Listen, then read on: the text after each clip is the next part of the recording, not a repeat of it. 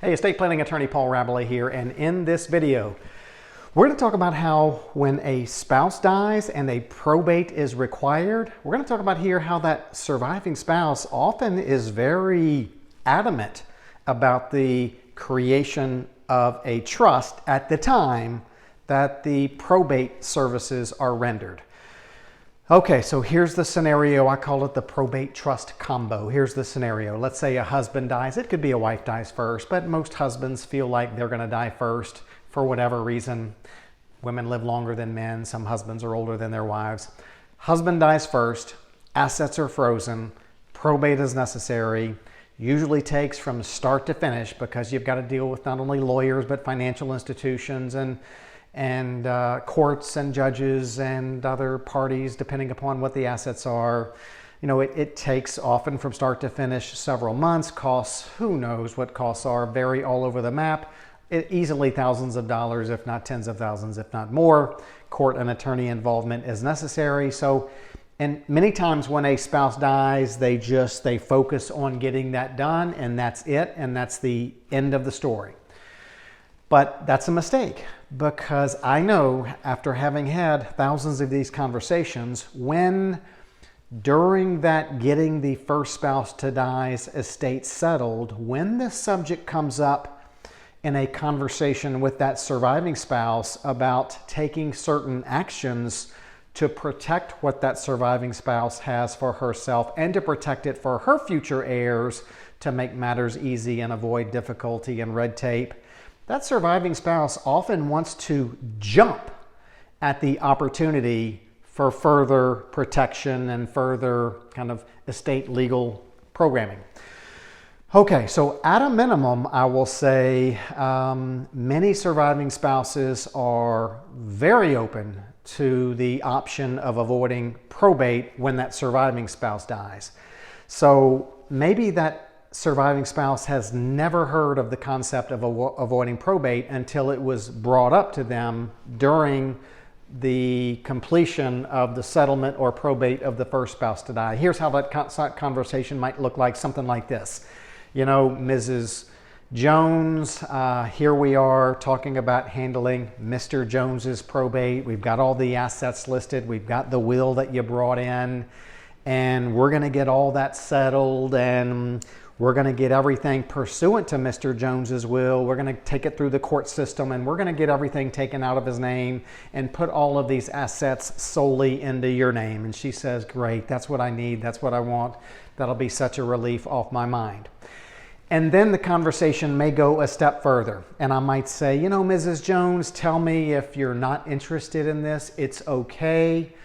But just let me know if, in addition to settling your husband's estate and getting everything in your name, if you'd like to just have a conversation about moving forward, how to make sure things are as simple as they can be for your children when you pass away, and that you have certain, you know, protections in place should you get sick or certain things happen to you.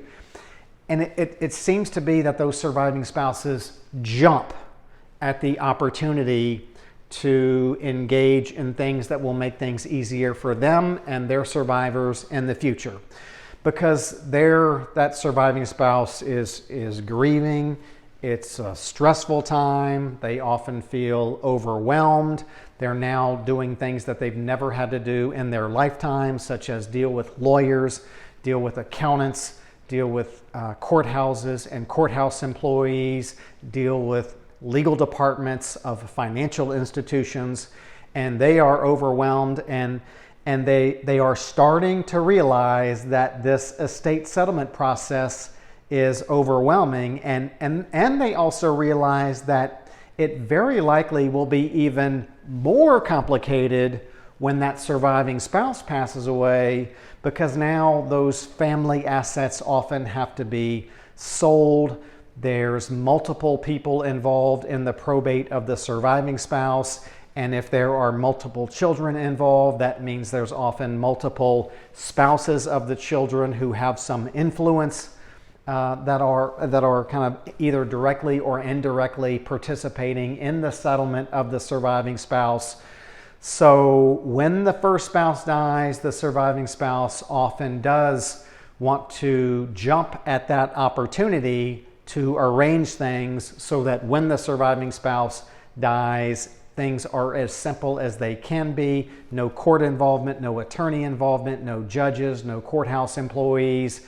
The child or children who are designated as the successor trustees of that surviving spouse's trust, right away when the surviving spouse dies, can have access and have authorization and do what they need to do to divide assets up among the heirs or beneficiaries.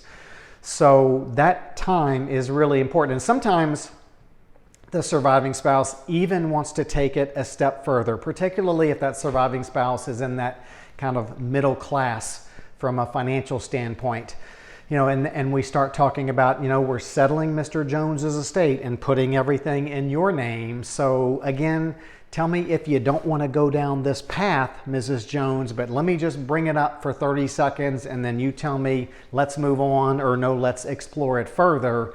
Some people in your circumstances, Mrs. Jones, they ask me, Paul, what can I do now that I'm the surviving spouse and my husband is gone, and the plan was if I got sick, my husband was going to take care of me. Mrs.